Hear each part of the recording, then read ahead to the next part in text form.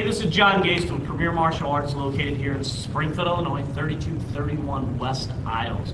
UFC 117, a great job to Dana White and Joe Silva on the matching of that. I think for all the MMA spectators and fans that are watching it, phenomenal.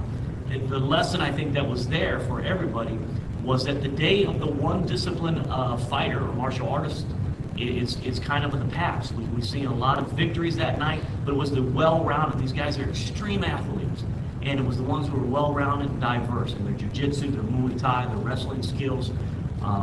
They were diverse enough to know that they had that other art to be able to go into. Now remember, UFC is a sport, and here at Premier Martial Arts, what we do is we teach all those disciplines: the Muay Thai, the Brazilian Jiu-Jitsu, the MMA, no gi, wrestling, all these different things. And of course, we teach the self-defense, self-protection aspects of Krav Maga and Kimpo, which comes into a lot of the mental analysis of how things are happening and why they're happening as well. So what we wanted to do was this. We wanted to break down some of those different moves here, just so you as a fan could kind of see how we see from our perspective and how we teach here at Premier Martial Arts. And then also extend an invitation for you that if you are an MMA fan, and what better way to stay healthy, get healthy, and exercise by doing the thing that you love to watch.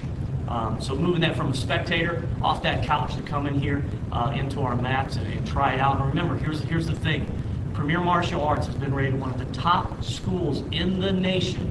We've won the #1 school in the nation, not here in Springfield, Illinois only, but across the nation. A couple times been awarded that. Full-time professional staff, the only full-time professional staff in the city of Springfield that's dedicated to understanding our art. And what we want to do is use our art to teach the sport.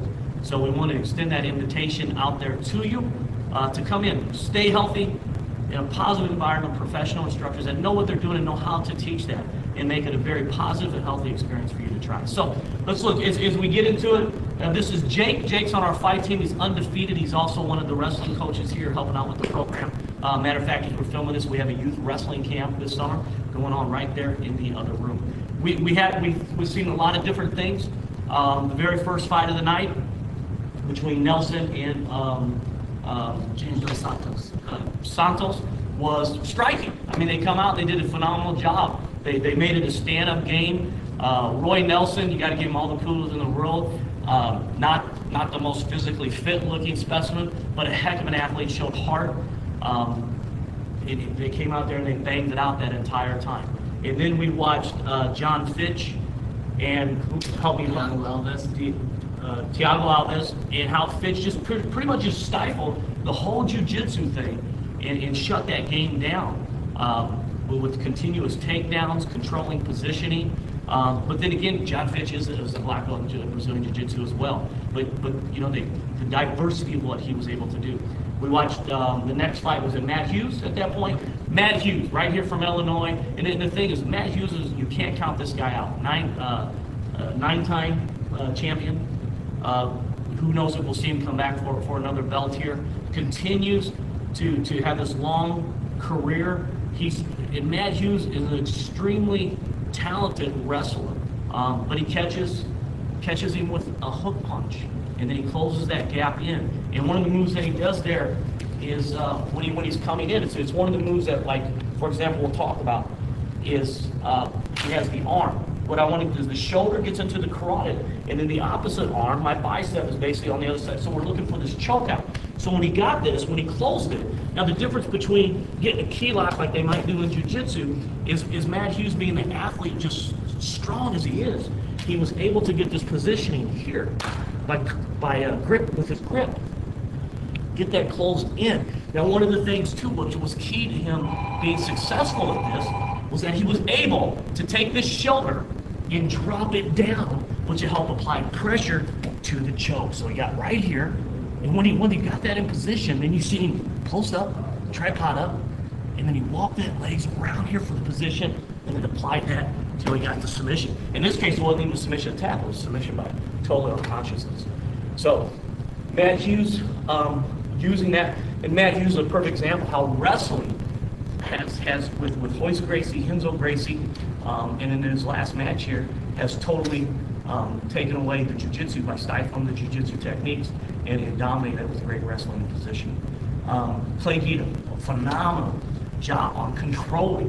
One of the techniques that we work here in our MMA program is what we call stifling. And the idea with this is just controlling the position and minimizing the jiu-jitsu opportunities that I would give to this person on the bottom. The person on the bottom, in order for him to get his jiu-jitsu to work, he really needs to be able to get a gap between us, and he needs to get his body to one side or the other. So if he turns his head over this way, then he's in position to start working for an arm or a different position or a sweep or different things like that. So what I want to do is this. I want to get a really wide base with my knees. I want to keep my hips in here. It's all my hip, what I'm doing here. I want to get most of my weight right on the hips. I can control here. And then I want to get my head, forehead, right into the sternum. So total control. Now, as he's trying to create a gap, now the closer I can get my knees and elbows to come together, the more this is working for him. So as he creates a gap and tries to move, what I want to do is I shuffle basically to that, maintain it. I want to keep my head, I'm lifting my head for the camera, but the idea is when he's doing this, I want to be able to keep this here, and as he goes, I'm moving, and then what we say with the Clay Guida, we've seen just a lot of him throwing bombs and throwing down right there. So again, he did a lot of stifling. He controlled that position, kept his opponent from being able to get into any position to do really good jiu-jitsu. And then we've seen Sonnen come out and kind of, really dominate the last match with him and Silva for 4 rounds.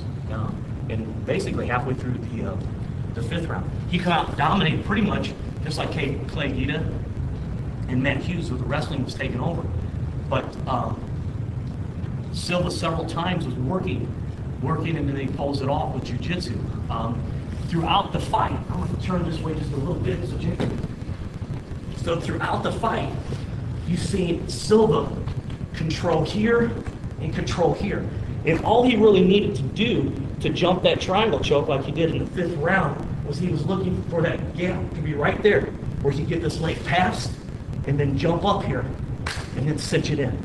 Okay? So he was waiting for that. The problem with the 4 rounds is Sonnen threw takedown after takedown, which was phenomenal. He was successful at it. To do that to Anderson Silva shows you just how good Sonnen is as a wrestler.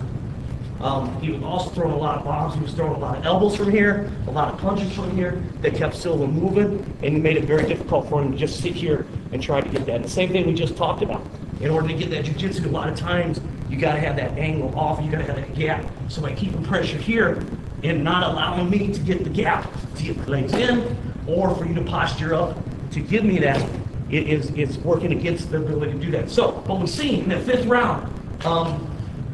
I'll say this too, when he would try to jump this, you would see Sonnen cover and basically break that leg down. Then you would see Silva pull guard immediately again. So, move back just a little bit.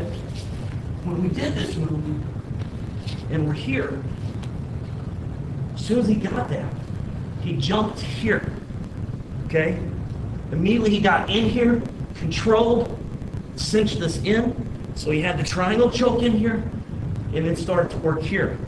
Now, what Sonnen did at this point was he posted up. He was going to go for a break, so what he did was sat down, brought these legs over the stomach, and what this is start putting that pressure to break there. The mistake that he made in this particular thing, just those little mechanics, it's just that one little thing, and Anderson Silva being so good at what he was able to capitalize on. And that was when this leg, I think he was up in here, when he left that arm here. See, where Jake's head is good.